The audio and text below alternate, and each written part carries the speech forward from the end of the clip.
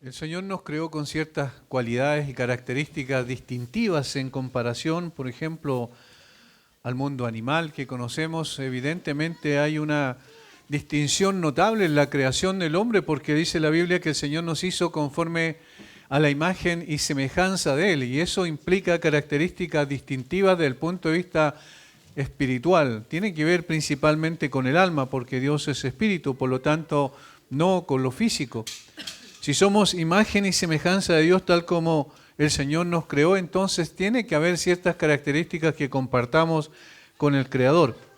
Y una de ellas, y que es esencial, que es fundamental, es la capacidad racional, la capacidad de entender, de comprensión, la capacidad de hacer, digamos, tener pensamientos abstractos para poder comprender las cosas de una manera distintiva también. El Señor es evidentemente el que tiene todo el conocimiento en términos infinitos, tiene esa cualidad inherente en Él, pero nosotros en un sentido finito y al mismo tiempo limitado. Pero no obstante, esa característica o esa cualidad con la cual el Señor nos hizo se manifestó al principio cuando el Señor creó al hombre y a la mujer, y particularmente cuando le dio a Adán el trabajo de poder colocar nombre a los animales. Eso dice la Biblia. Imagínense la capacidad que tiene que haber tenido en términos intelectuales para dar nombre a cada uno de los animales que el Señor creó. Ahora, ocurrió que posteriormente eso se debilitó sustancialmente, sobre todas las cosas del punto de vista de la comprensión más que intelectual, espiritual. Existe un dicho cultural que dice: siembra un pensamiento, cosecha una acción. Siembra una acción, cosecha un hábito. Siembra un hábito y cosecha un carácter. Este describe naturalmente que uno llega a ser intelectual y espiritualmente según como piensa en su interior, en lo profundo de su ser. La mente es el motor de la vida de un ser humano, como dice el proverbio bíblico, porque cual es su pensamiento en su corazón, tal es él. Proverbios 23:7. Porque cual es su pensamiento en su corazón, tal es él. La Biblia habla de la mente y del pensamiento desde principio a fin, porque es la ventana del alma, por lo cual entra todas las cosas y nosotros podemos discernirlas, tener la capacidad de poder racionalizar lo que entra y saber si es correcto o no. Sin embargo, como dije, lamentablemente esa extraordinaria capacidad y cualidad inherente que el Señor nos dio quedó al descubierto en la caída como absolutamente atrofiada, desde el punto de vista real, corrompida completamente. Las cartas del Nuevo Testamento dan cuenta de ello. Romanos 1:28 dice que los hombres naturalmente fueron entregados a una mente reprobada. En 2 Corintios 3:14, el apóstol Pablo, describiendo la ceguera espiritual de los israelitas en el desierto, dice que su entendimiento fue embotado, literalmente insensibilizado, es decir, no tenía la capacidad de poder llegar a comprender lo que estaba sucediendo delante de ellos, a pesar de ver físicamente incluso la gloria de Dios reflejada en el rostro de Moisés. En 2 Corintios capítulo 4, versículo 4, el apóstol Pablo dice que el entendimiento está cegado por el Dios de este siglo. Escribiendo a los Efesios, el mismo apóstol escribe que la mente está envanecida, Efesios 4:17. En el mismo contexto describe a las personas teniendo el entendimiento entenebrecido, Efesios 4:18. Cuando escribe a los Colosenses plantea que todos los hombres éramos extraños y enemigos de Dios en nuestra mente, Colosenses 1:21. En la misma carta, en el capítulo 2, versículo 18 de Colosenses, consigna que el ser humano en su estado natural está vanamente hinchado por su propia mente. En 1 Timoteo 6:5 dice que las disputas necias son producto de la mente de hombres corruptos de entendimiento. La misma verdad es ratificada con un ejemplo de la historia en 2 Timoteo 3:8, mientras que escribiendo a Tito, Pablo le dice que la mente y la conciencia están completamente corrompidas, Tito 1:15. Todo esto lo dice después de la caída, es decir, se produjo un problema grave después de que el hombre cayó en el huerto del Edén. Algunas personas y algunos teólogos inclusive equivocan el camino cuando dicen que el hombre cayó parcialmente en el Edén. No, el hombre cayó completa, plenamente, integralmente. Y por eso el apóstol Pablo dice que una de las características del hombre natural es que no percibe las cosas que son del Espíritu de Dios. Su mente no puede captar en esencia lo que significan las cosas espirituales. No tiene la capacidad de poder llegar a una comprensión real de las cosas espirituales y por eso entonces necesita un cambio de naturaleza, que su mente sea renovada completamente. Ahora, es claro que esta no es una descripción de la incapacidad intelectual del ser humano, porque alguien puede decir, bueno, pero hay muchos ateos que han sido premios Nobel de diferentes ciencias y por eso podemos afirmar que lo que la Biblia describe como necedad o como una mente vana o corrompida no tiene que ver con una capacidad intelectual, sino que tiene que ver con una capacidad espiritual. No entiende las cosas que son del Espíritu de Dios. Y de hecho las considera una locura porque no las puede entender, puesto que su comprensión requiere del Espíritu de Dios obrando en él. Y el hombre natural no tiene esa capacidad. Esa es la mala noticia. ¿Cuál es la buena noticia? La buena noticia es que el Señor, por medio de su obra de redención y como resultado de ella, dejó la mente en la posición de entender y conocer las cosas de Dios. Esa es la buena noticia. Por eso el apóstol Pablo contrasta la mente del hombre natural con la mente del hombre espiritual. Ahí en 2 de Corintios, capítulo 2, versículo 14, y luego en el capítulo 15, dice efectivamente que el hombre espiritual puede juzgar todas las cosas, y ahí está hablando de discernimiento. De tal forma que el Señor modificó esto que estaba malo y que obviamente fue corrompido, el Señor lo santifica posteriormente cuando llegamos al conocimiento de la verdad. 2 Corintios 4:6 dice que Dios resplandeció en los corazones para iluminación del conocimiento de la gloria de Dios en la faz de Jesucristo, para iluminación del conocimiento. El conocimiento que estaba en tiniebla llegó a tener luz por la obra del Señor Jesucristo. Y es mucho más explícito cuando afirma en 1 Corintios 2:16 que los creyentes tenemos la mente de Cristo. Es decir, el Señor ha redimido nuestra mente. Ahora estamos en condiciones de conocer profundamente al Señor por medio de su propia autorrevelación, que es su palabra. Porque ahora contamos con la iluminación de su Espíritu.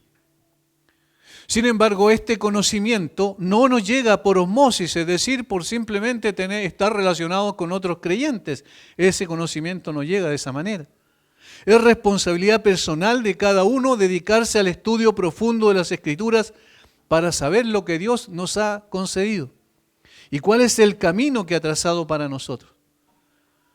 No viene por un asunto de una visión mística, de pronto el conocimiento, ahora conozco a Dios de un momento a otro en una forma mágica, como si nos hubiesen golpeado con una varita, entonces recién decimos, mira, yo vi a Dios, yo consideré a Dios, Dios me habló.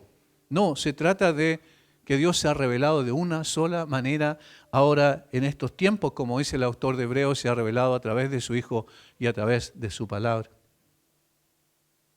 Esto es precisamente lo que se desprende del deseo del salmista en su oración al Señor para que su mente esté llena de la palabra de Dios y de esa manera poder andar en la senda correcta.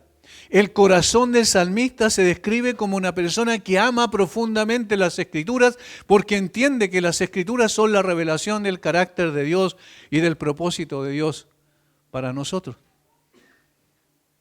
Por eso dice, enséñame, oh Jehová, el camino de tus estatutos, y lo guardaré hasta el fin. Dame entendimiento y guardaré tu ley, y la cumpliré de todo corazón. Guíame por la senda de tus mandamientos, porque en ella tengo mi voluntad. Inclina mi corazón a tus testimonios y no a la avaricia. Aparta mis ojos que no vean la vanidad, avívame en tu camino. Confirma tu palabra a tu siervo que te teme. Quita de mí el oprobio que he temido, porque buenos son tus juicios. Y aquí, yo he anhelado tus mandamientos, vivifícame en tu justicia. Notamos que esta estrofa del Salmo está permeada por la idea de la importancia que el salmista da a la comprensión de la palabra de Dios, porque ese es el inicio y es el trayecto, el recorrido y el final y el propósito de lo que somos como creyentes. Las primeras cláusulas de la mayoría de los versos comienzan con peticiones que dan cuenta de aquello, es decir, de un énfasis en la mente, en la capacidad de comprensión. Enséñame. Dame entendimiento, versículo 34, guíame. Y hay una conducción obviamente espiritual, pero a través de la palabra.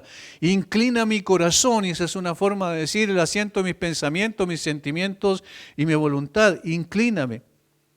Aparta mis ojos. En otras palabras, los ojos son por los que entran las imágenes, pero el cerebro es el que hace el proceso de comprensión, de interpretación de esas imágenes.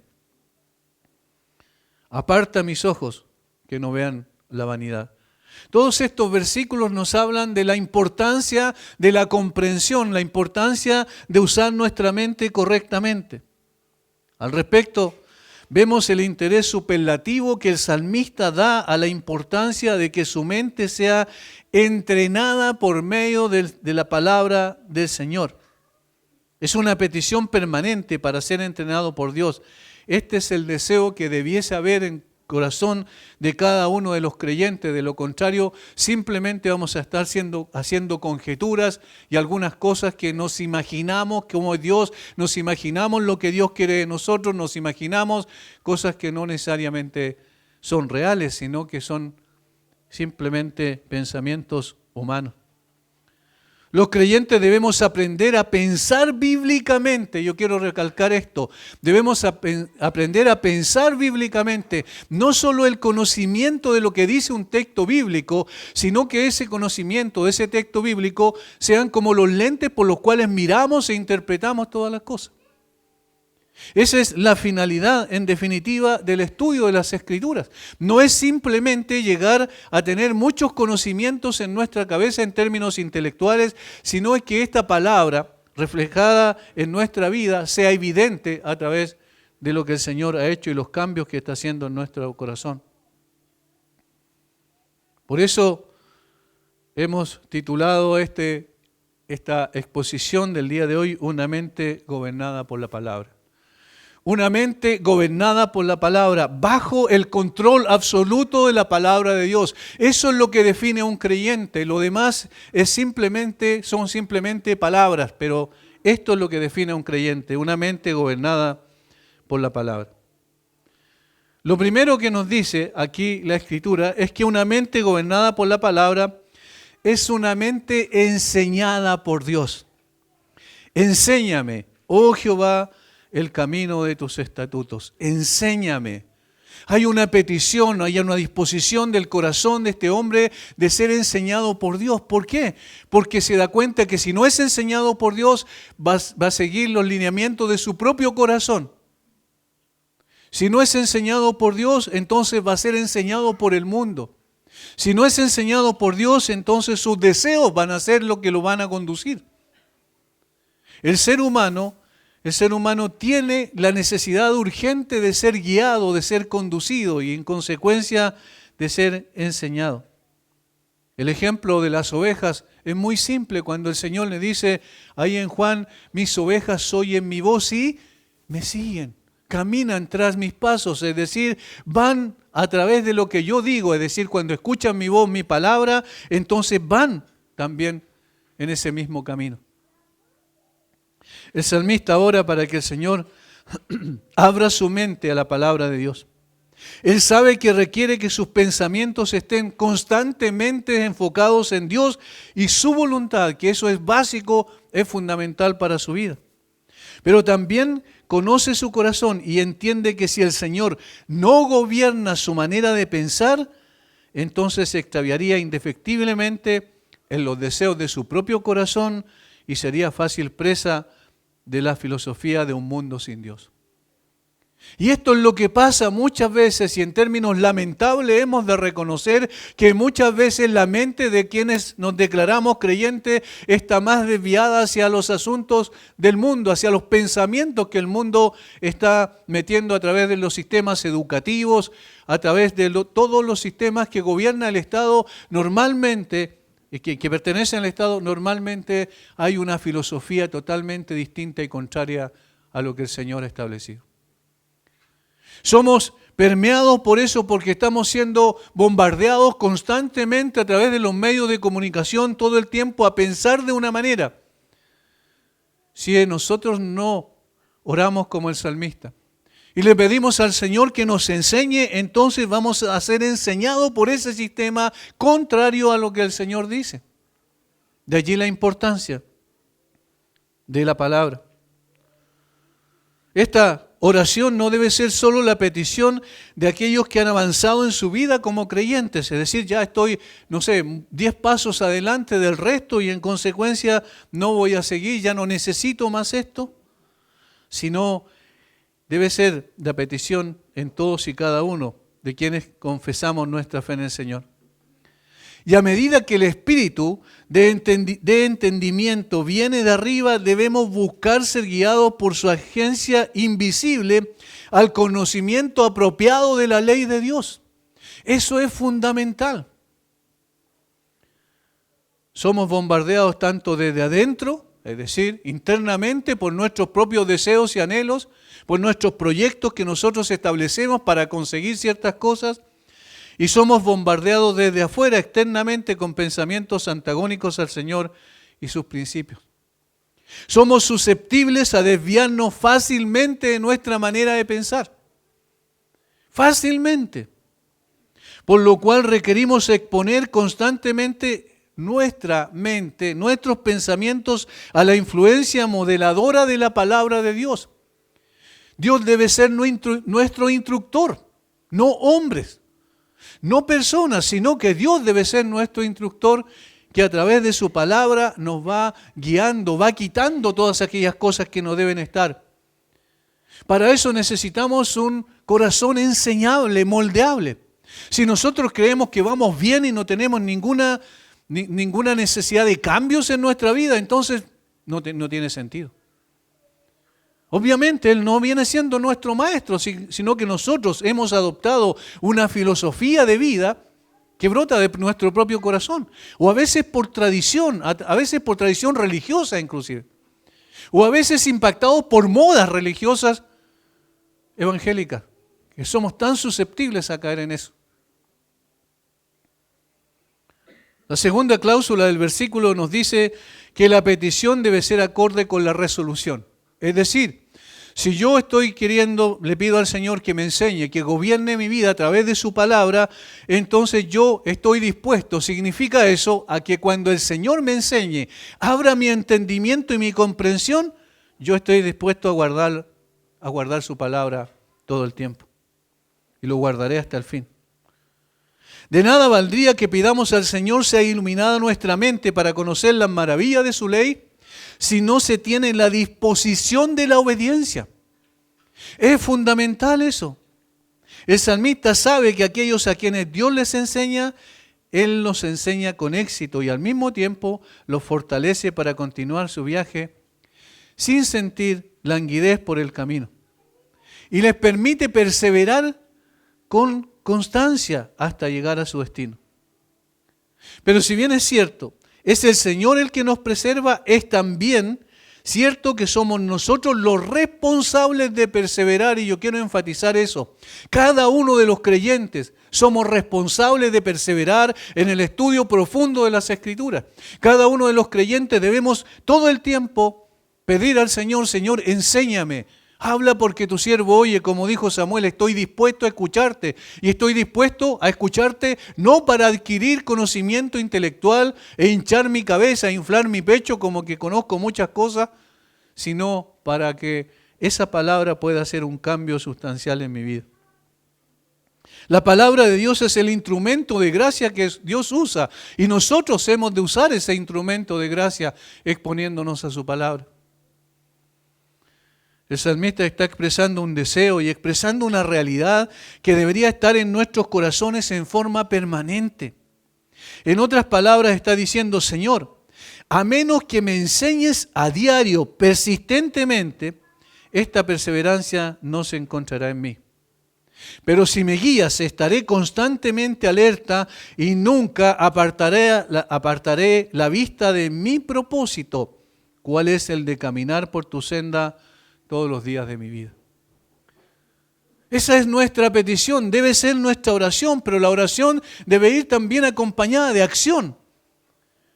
No pensamos que cuando oramos entonces automáticamente somos transformados. La oración es también un medio de gracia, pero el estudio de las Escrituras, el exponernos a la palabra, es también un medio de gracia para ser transformados. El proceso que el Señor inicia cuando llega esa palabra y nos quebranta y nos lleva al conocimiento de Cristo, al arrepentimiento y a la fe genuina, desde ahí en adelante se produce un proceso de transformación. Pero ese proceso de transformación apunta al entendimiento, al conocimiento de la palabra de Dios. El salmista reafirma esta determinación con su siguiente petición: dame entendimiento. Otra vez tiene que ver con la mente. Dame entendimiento. Esto es coherente con su primera petición de que su mente sea gobernada por Dios. Por sí mismo no pide otra prudencia que rendirse por completo a la dirección de Dios. Al mismo tiempo reconoce que es el regalo especial de Dios, que nadie puede obtener por su propio poder. Si cada uno fuera adecuado para ser su propio maestro en este asunto, entonces esta petición sería superflua, estaría de más. ¿Cuál sería el sentido que yo pida al Señor que me enseñe si yo creo que soy un buen maestro de mí mismo? No tiene sentido. Esta petición solamente es coherente cuando yo reconozco que no me puedo enseñar a mí mismo y tampoco, y esto es muy importante, hermanos, que lo entendamos, tampoco un libro a mí me va a enseñar ni me va a transformar. Un libro simplemente informa, da buenas ideas, pero nada más que eso. La Biblia es distinta, porque la palabra de Dios tiene poder inherente en sí misma. ¿Con qué el Señor produce el nuevo nacimiento según el apóstol Pedro? Con su palabra. La simiente incorruptible. Y si nosotros no tenemos deseo por su palabra, entonces estamos en una situación muy extraña. Es como si un bebé recién nacido no tuviera hambre y no se aferrara al pecho de su madre para beber la leche espiritual no adulterada. Así también nosotros, obviamente, en términos espirituales. Si no tenemos deseo de la palabra de Dios, la leche espiritual no adulterada, entonces es extraño que podamos decir que somos creyentes. Es muy raro, es una contradicción. El salmista, a través de sus peticiones, estas dos peticiones del versículo 33 y 34, manifiesta un reconocimiento de su falta de entendimiento. Esta es la que lo lleva a hacer esta petición al Señor: dame entendimiento. En otras palabras, quiero que gobiernes mi vida, pero yo soy tardo en entender. Abre mi comprensión. Abre mi comprensión. Queridos hermanos, echemos una mirada a nosotros mismos y seamos sinceros en esta evaluación. ¿De verdad tenemos este deseo en nuestro corazón? ¿De verdad cada día este es un imperativo para nosotros? Y no estoy hablando de esa tradición que cada día tenemos que hacer un devocional, sino que estoy hablando de un deseo del alma, del corazón, que dice: Señor, no puedo pasar este día si no estoy frente a tu palabra. ¿Es realmente ese el deseo de nuestro corazón? Eso se plasma también en un deseo genuino por participar de las actividades de la iglesia que nos exponen a la palabra. ¿Eso realmente es lo que me motiva, me mueve? ¿Queremos que nuestra mente esté gobernada por Dios por medio de su palabra? ¿Nos esforzamos para exponernos a ella constantemente? ¿O estamos más preocupados de saber cuál es la opinión de tal o cual predicador a través de YouTube? ¿O estamos más preocupados de llenarnos de libros que no pueden cambiar nuestro corazón y nuestra vida? Durante mucho tiempo en la iglesia se enseñó un libro en vez de la Biblia, desde el púlpito. Eso es completamente fuera de lugar. El que gobierna la iglesia es el Señor Jesucristo y lo hace por medio de su palabra y nada más que su palabra. Y por tanto todos debemos ser expuestos a la palabra de Dios, no a libros que escriben personas con muy buena disposición y con muy buen deseo. Quizás estamos más preocupados de la opinión de algún escritor de libros, o de algún youtuber de moda, o de alguna persona que graba podcast de algún famoso de la farándula evangélica. Nosotros siempre somos susceptibles a las modas, también en el ambiente evangélico. Me acuerdo hace unos años atrás, apareció un predicador que lo que hacía era simplemente colocar otro video y luego mencionar algunas cosas de eso, y ese predicador llega a tener millones de vistas de sus videos en internet. Hermanos, no estamos llamados a seguir a youtubers. Tenemos la palabra de Dios cerca de nosotros. ¿Quién no tiene una Biblia en su casa? Y me atrevería a decir que más de una Biblia. Es tanto así que caemos incluso en la comercialización del mundo evangélico. Hay tantas Biblias. La Biblia de este, con comentarios de este, la Biblia de este otro, la Biblia para las mujeres, la Biblia para los niños, la Biblia para este. Y empezamos a comprar todo eso y es simplemente, muchas veces nos damos cuenta, un negocio. La Biblia, simplemente la Biblia, es la que necesitamos. ¿Quién está enseñando nuestra mente? ¿Quién moldea mis pensamientos? Permítame llevarle a reflexiones prácticas en este aspecto. ¿Estamos aprovechando las diferentes instancias de enseñanza en la iglesia local? Saben, a veces es muy triste constatar esto. Nos entusiasmamos como los niños con juguetes nuevos. Pero así como los niños se entusiasman con un juguete nuevo, lo desechan al poco de andar. Así somos nosotros, actuamos como niños espirituales. A veces parece que ese es nuestro comportamiento. Nos entusiasmamos rápidamente con algún programa que se comienza a desarrollar en la iglesia y con la misma prontitud lo desechamos. Empezamos 50, 60 personas en un estudio y luego quedamos 20 y a veces menos. ¿Es eso normal? ¿Eso realmente muestra un corazón apasionado por la palabra? Eso no es normal, hermanos.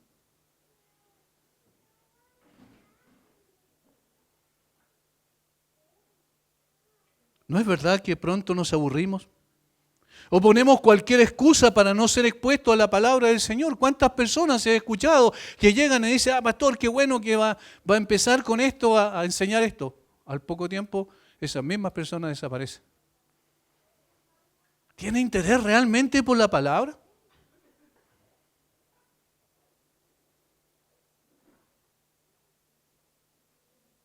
Aún sabiendo que esas cosas nos perjudican, el no ser expuesto a la palabra. A la larga, esto va a ser notorio.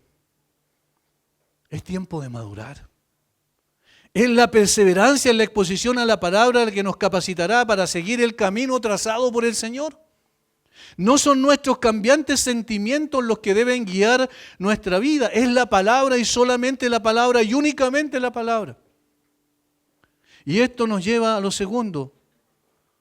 Una mente gobernada por Dios es una mente guiada por Dios también. Versículo 35.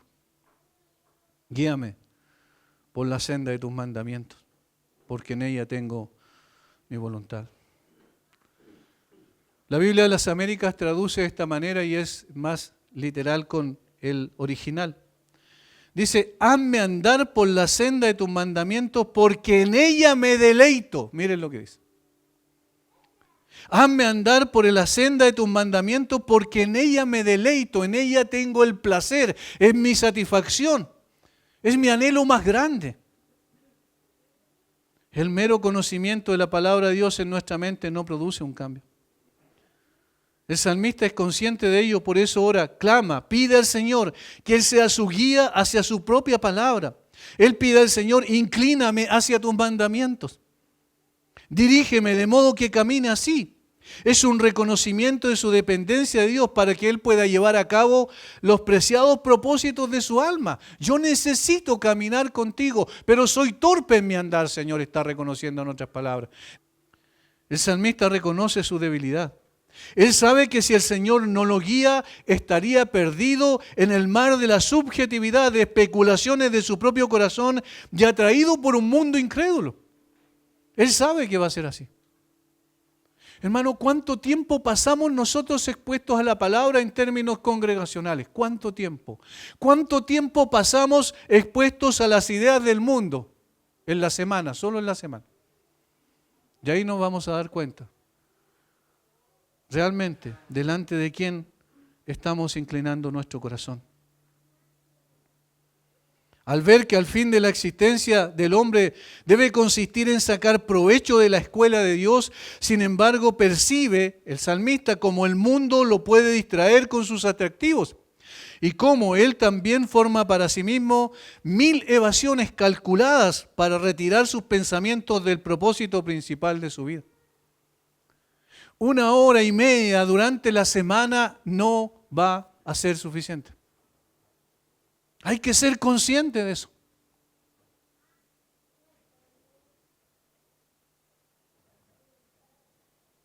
La siguiente cláusula del versículo define la determinación del salmista. Esta es la razón de la petición. Guíame por la senda de tus mandamientos porque en ella tengo mi placer. Se deleita en la palabra. Esta es una indicación de rara excelencia cuando una persona organiza sus sentimientos y afectos de tal manera que renuncia a todas las tentaciones agradables para la carne y no se deleita en nada más que en el servicio a Dios. Yo quiero que tu voluntad sea conocida por mí. Abre mi comprensión, guíame en tu voluntad, en tu camino, Señor.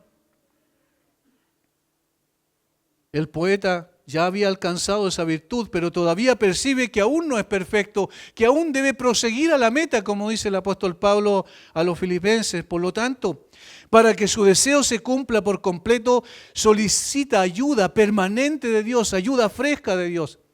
Señor, encamíname porque yo muchas veces me voy a desviar. Él reconoce su debilidad y eso es lo que necesitamos reconocer. En lugar de pensar que somos suficientes y ya hemos alcanzado un grado de conocimiento que necesitamos, debemos reconocer que todavía no llegamos a alcanzar el propósito por el cual hemos sido asidos por Dios, como dice Pablo. Queridos hermanos, conocemos de memoria los versos que nos hablan sobre dónde está el deleite de un creyente.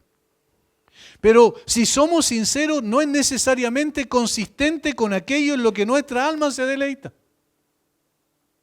El Salmo 1, versículo 2, es citado a menudo para tal efecto y nosotros afirmamos que es una verdad inmutable. Sin embargo, sinceramente, ¿podremos decir que somos como el salmista, que en la ley de Jehová está su delicia?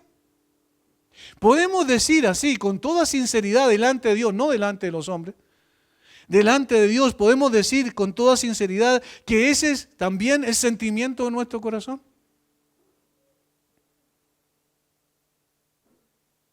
Y en ella meditamos de día y de noche, porque si es nuestro deleite, entonces usamos tiempo para estar con el Señor, siendo expuestos a su palabra. Nuestro mayor placer es hacer la voluntad de Dios que Él nos revela por su palabra.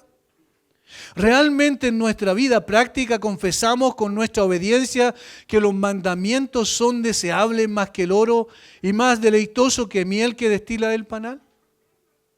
Hermano, pregúntate esto. ¿Es la palabra de Dios un tesoro incomparable y un placer inagotable para ti y para mí? ¿Realmente es un placer? ¿Es un deleite? Versículos 36 y 37, para obedecer. Y entonces, una mente gobernada por la palabra es una mente inclinada a la obediencia. Esto es lo tercero. Una mente gobernada por la palabra es una mente inclinada a la obediencia, a la acción propiamente tal. Versículo 36 y 37. Inclina mi corazón a tus testimonios y no a la avaricia. Aparta mis ojos que no vean la vanidad, avívame en tu camino. Aquí menciona dos cosas que son propias de nuestra naturaleza como seres humanos: avaricia y vanidad. Y menciona estas dos cosas para hacer un reconocimiento explícito que necesita del Señor urgentemente para que el Señor incline su corazón, sus pensamientos, sus sentimientos y su voluntad hacia el camino de Él. Inclina mi corazón. Estas dos peticiones dan cuenta del corazón de un verdadero creyente que, por un lado, reconoce que es susceptible a ser desviado del camino del Señor, y por otro lado, que anhela permanecer en el camino recto. En otras palabras, soy débil, Señor, y entiendo que si tú no inclinas mi corazón hacia ti, mi corazón va a estar inclinado hacia otras cosas. Mi corazón va a requerir otras cosas, mi corazón va a escuchar otras voces, mi corazón va a ser distorsionado en cuanto a lo que soy como un hijo tuyo y voy a caminar en otro camino. Reconoce entonces que es susceptible a ser desviado del camino del Señor y por otro lado que anhela permanecer en el camino recto. En la primera petición ruega al Señor que incline su corazón a sus mandamientos. Con ello reconoce implícitamente que guardar los mandamientos del Señor no es lo usual, no es lo natural. En general, el corazón humano está tan lejos de ceder ante la justicia de Dios que está más inclinado a seguir un curso totalmente opuesto. Y eso lo sabemos. La mayor parte de la gente en el mundo camina por su propio camino. Su corazón está inclinado a otras cosas. Si estuviéramos inclinados de forma natural y espontánea a la justicia de la ley, no habría ocasión para la petición del salmista. Es decir, aún el mismo salmista, que era un creyente, un hombre profundamente piadoso, que amaba genuinamente al Señor, él está reconociendo que tiene una inclinación que no es correcta. Y por eso hace la oración, la petición: inclina mi corazón.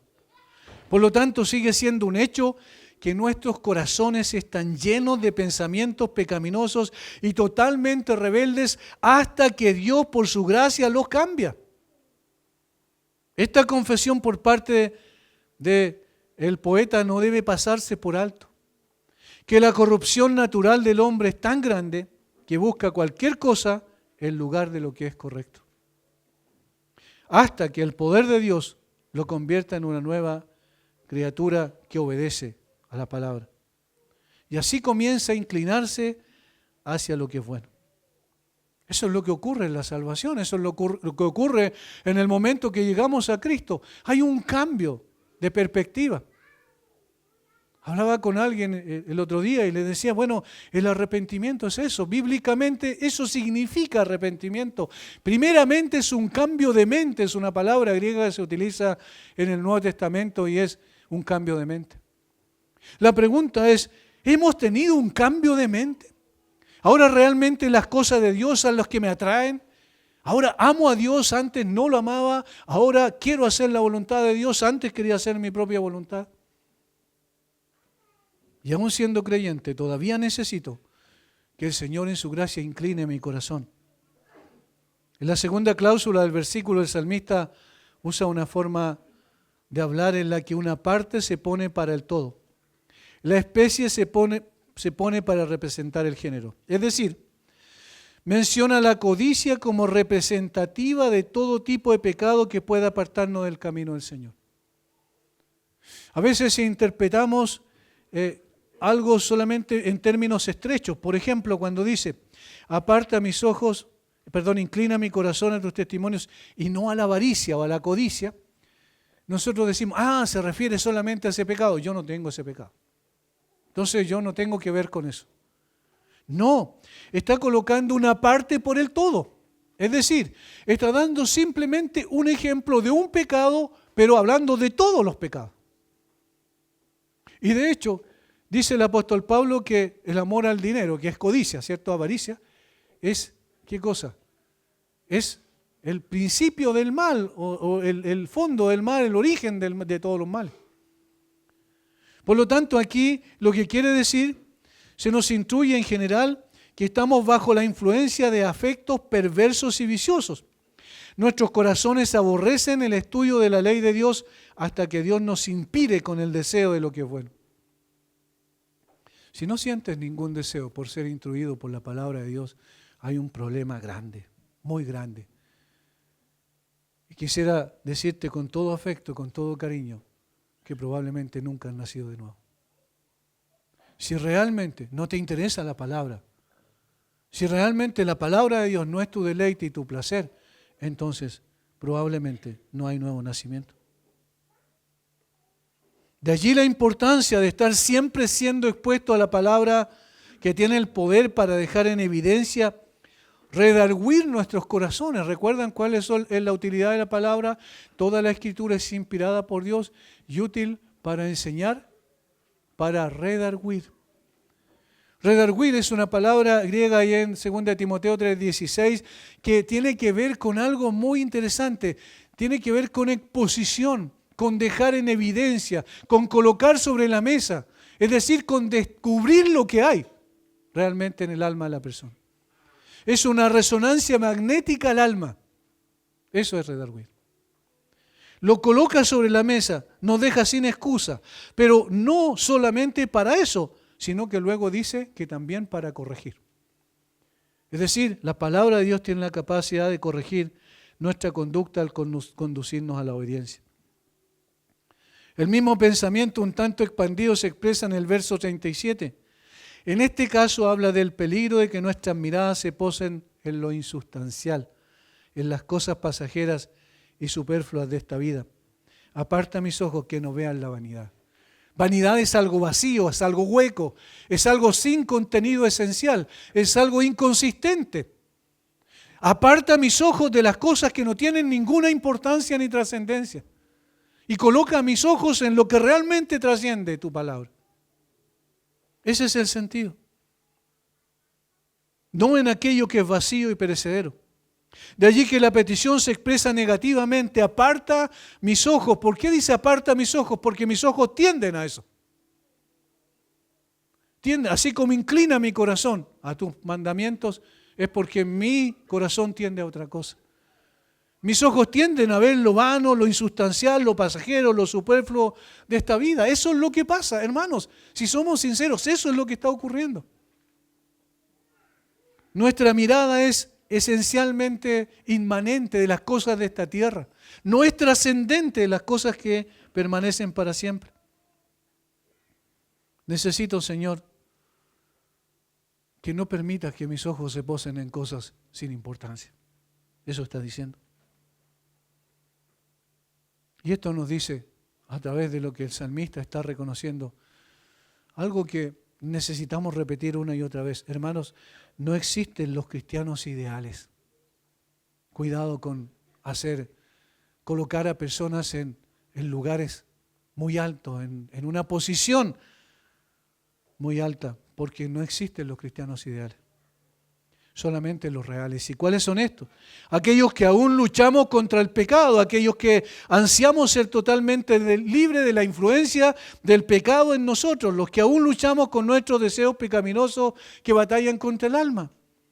De ahí la importancia de rogar al Señor que nos confronte con su palabra, que nos exponga, que nos mantenga sensibles al pecado y que incline nuestro corazón a la obediencia. Necesitamos crecer en ese ámbito más que en cualquier otra cosa, en la obediencia. Es triste constatar que a veces hay más preocupación por el conocimiento como si fuera un fin último. Y entonces las personas estudian la historia de la iglesia y pueden citar la confesión de fe de tal y tal y tal fecha, de tal y tal denominación, pero la verdad es que eso no significa que realmente sus vidas están expuestas a la palabra para cambios sustanciales. A veces para discutir, a veces para ganar una discusión. Dicen, no, tenemos que defender la fe, pero en realidad lo que están defendiendo es su propio orgullo. No necesitamos eso. Si queremos conocer la palabra, hermanos, estudiémosla profundamente, no para recibir un reconocimiento, No para recibir aplausos y la aceptación de los demás para que digan, ¿cuánto sabe este hombre? Eso no tiene ninguna importancia. Entrar en discusiones necias y sin provecho. Necesitamos conocer profundamente la palabra de Dios porque necesitamos ser transformados profundamente por Dios. Esa es la verdad de las cosas. Y por eso, y con esto terminamos, una mente gobernada por Dios es una mente que teme a Dios. Una mente gobernada por Dios es una mente que teme a Dios. Versículos 38 y 39. Confirma tu palabra a tu siervo que te teme. Quita de mí el oprobio que he temido, porque buenos son mis juicios. Noten que digamos, el verbo temer está en dos ocasiones ahí. Una mente que teme a Dios es una mente gobernada por Dios. Confirma, dice primero, esa es la petición. Haz que parezca firme y verdadero. No dejes que mi mente sea vacilante o escéptica con respecto a tu verdad. Esto parece ser una oración contra la influencia de la duda y el escepticismo. Una oración para que no surjan dudas en su mente y que las objeciones y dificultades del escepticismo no tengan cabida allí. ¿Dudamos a veces los creyentes? Por supuesto que sí. A veces nos confundimos en nuestros pensamientos, sí, sin duda. El salmista entonces está diciendo, Señor, confirma tu palabra, es decir, que esté yo totalmente apercibido de lo que tú revelas en tu palabra, es verdad. Es la única verdad absoluta, es la autoridad máxima sobre mi vida. Señor, confirma eso. Hazla real en mi corazón todos los días de mi vida. Es una oración para que no surjan dudas, que las objeciones y dificultades queden de lado. Es decir, que mi mente esté fortalecida y afirmada en tu palabra. ¿Pero por qué dice eso el salmista? Porque teme a Dios. La oración es que Dios confirme su fe en esta palabra, en esa verdad revelada que fue diseñada para asegurar la adoración. Y que bajo ese temor yo me mantenga firme frente a todo lo que pueda venir sobre mí. Confirma tu palabra a tu siervo que te teme. Quita de mí el oprobio que he temido. Miren lo que está diciendo. Yo quiero, Señor, vivir bajo tu autoridad de tal manera que esté temiendo a ti, porque el temor al Señor es el principio de la sabiduría. Necesito permanecer bajo tu temor para que no tema después cuando venga la burla y el agravio, dice el versículo siguiente en el 39. Hermanos, ¿estamos apercibidos de que lo que Dios ha revelado es la verdad? ¿Estamos seguros que lo que Dios dice en su palabra es aquello que necesitamos para la vida y la piedad que nos ha sido concedido por su poder y su gracia y su misericordia? El salmista sabe que si persevera en su temor a Dios, entonces vendrá reproche. Por esa razón pide al Señor que quite de él ese temor a la vergüenza que muchas veces aturde al creyente y lo hace retroceder. El temor a la vergüenza, el temor a la crítica, el temor a la burla. ¿Saben quién recibió más burla que nadie más nunca en la vida y que no merecía nada de eso? El Señor Jesucristo. Se burlaban de Él, lo escupían, lo golpeaban, lo humillaron a tal punto. Y el Señor no respondió palabra, porque obviamente Él venía a hacer la voluntad de su Padre. Y esa era su delicia. Esa era su comida y su bebida. ¿Cuál es nuestra comida y nuestra bebida en términos espirituales? ¿Cuál es lo más importante en nuestro corazón? Hacer la voluntad del Señor. Ese debe ser nuestro deleite, como dice también y como hemos mencionado en el versículo 35, en el original, la segunda cláusula, dice, porque me deleito en ello. Queridos hermanos, aquí está el desafío. El desafío es que si hasta aquí la palabra de Dios no gobierna tu vida en todos los aspectos, entonces es necesario pedirle al Señor, Señor, enséñame, dame entendimiento, guíame, inclina mi corazón, aparta mis ojos del pecado, confirma tu palabra. Quita de mí el oprobio que he tenido. Necesitamos caminar en esa senda. Es muy fácil autodenominarse una iglesia bíblica. Otra cosa es serlo. El Señor nos ayude por su gracia y su misericordia. Pero que este sea un desafío para cada uno de nosotros. Hermano, lee más la Biblia y exponte más a las Escrituras, en términos congregacionales también. Padre, gracias por tu palabra. Perdona, Señor, cuando no hemos tomado con seriedad tu palabra. Perdona, Señor, cuando a veces estudiamos simplemente para discutir o para refutar a otros. Perdónanos, Señor, cuando nuestros ojos están puestos en la vanidad de este mundo y en las cosas superfluas, insustanciales. Perdónanos, Señor, cuando cualquier otra cosa, cualquier otro deseo que combate contra nuestra alma es la guía de nuestra vida. Necesitamos ser guiados por ti. Padre, danos de tu gracia. Señor, tómanos de tu mano. Condúcenos por tu palabra.